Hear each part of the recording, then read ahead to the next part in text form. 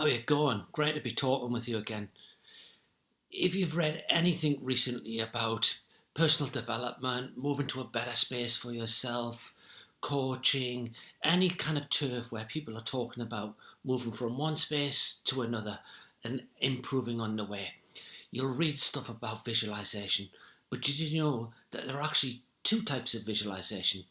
Hardly any of the stuff I've read actually describes the two types. So today I'm going to talk to you a little bit about that. So what are the two types of visualization and why does it matter to know these things?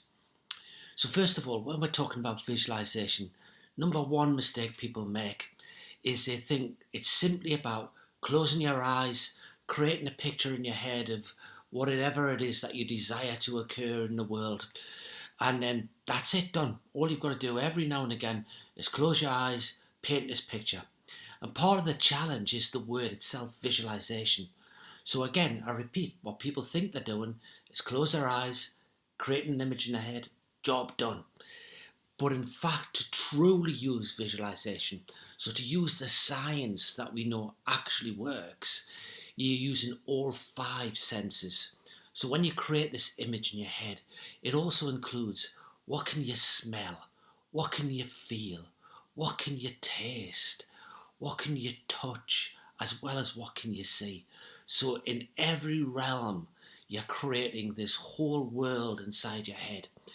So people quote the evidence around athletes most often when they're talking about visualization.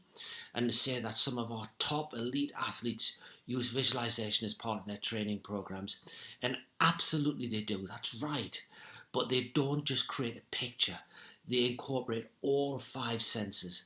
And if you really want to use the power of this process, you've got to get into that.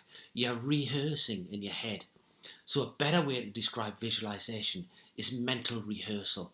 You're creating the image of the desired outcome, and that has to include all the five senses. Now let's look at these two areas. So the one that most things talk about, most books, most videos, most training courses, they'll talk about outcome visualization, where you're creating the picture of the end point. What is it that you desire?